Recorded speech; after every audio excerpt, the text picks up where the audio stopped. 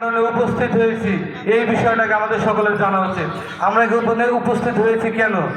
বিএনপির মাননীয় ভারপ্রাপ্ত চেয়ারম্যান দেশনায়ক জনাব তারেক রহমান রাষ্ট্র কাঠামো মেরামতের যে 31 দফা ঘোষণা করেছেন, সেই 31 দফা সম্পর্কে প্রচারণার জন্য। এই 31 দফাটা কি? এই 31 দফা সম্পর্কে আমাদের জানতে হবে। আগামী দিনে বিএনপি যদি জনগণের ভোটে রাষ্ট্র ক্ষমতায় যায়, তাহলে আগামী দিনের রাষ্ট্রের কি কি পরিবর্তন হবে এবং আগামী দিনের রাষ্ট্র কিভাবে পরিচালিত হবে, এই 31 দফার মধ্যে উল্লেখ করা আছে। আমরা যেহেতু ছাত্রদের নিয়ে দুইটা কথা বলেই শেষ করে দেবো। সংগ্রামী নেতৃবৃন্দ, এই 31 দফায় 25 নম্বর দফায় দেওয়া আছে, আগামী দিনের বিএনপি যদি জনগণের ভোটে রাষ্ট্র ক্ষমতায় যায়, বর্তমান এই শিক্ষা ব্যবস্থাকে দুই ভাগে বিভক্ত করা হবে। একটা চাহিদা ভিত্তিক শিক্ষা ব্যবস্থা, একটা জ্ঞান ভিত্তিক শিক্ষা ব্যবস্থা। কাউকে জোর করে চাপিয়ে দেওয়া হবে না। আর বিএনপি রাষ্ট্র ক্ষমতায় গেলে সংসদে জিডিপির 5% এই শিক্ষা খাতে বরাদ্দ করা হবে।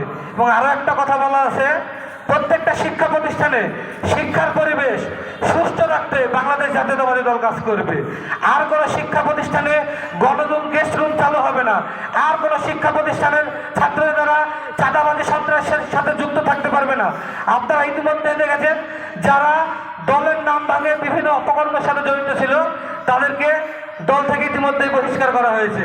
সংগ্রামী নেতৃবৃন্দ, আরো বলা হয়েছে, বিএনপি যদি রাষ্ট্র ক্ষমতায় যায়, পড়াশোনা শেষ করে যে সকল ছাত্র ভাইরা বেকার অবস্থায় থাকে, চাকরি পাওয়া অবস্থা পর্যন্ত, তাদের জন্য 1 বছর বেকার ভাতা চালু করবে।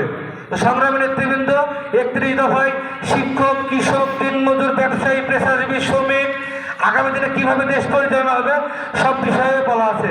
আমরা 31 দফা সম্পর্কে জানবো, বুঝবো এবং সকলকে অবহিত করব।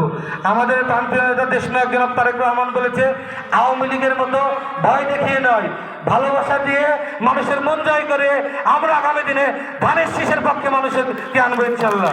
এই আশাবাদ ব্যক্ত রেখে সকলের সুস্বাস্থ্য দীর্ঘায়ু কামনা করে আমি আমার সংক্ষিপ্ত বক্তব্য এখানে শেষ করছি। বাংলাদেশ জিন্দাবাদ, বাংলাদেশ জাতীয়তাবাদী ছাত্রদল জিন্দাবাদ, শহীদ জিয়া অমর হোক, খালেদা জিয়া জিন্দাবাদ, আগামী দিনের তারুণ্যের অহংকার জনাব তারেক রহমান জিন্দাবাদ। আল্লাহ।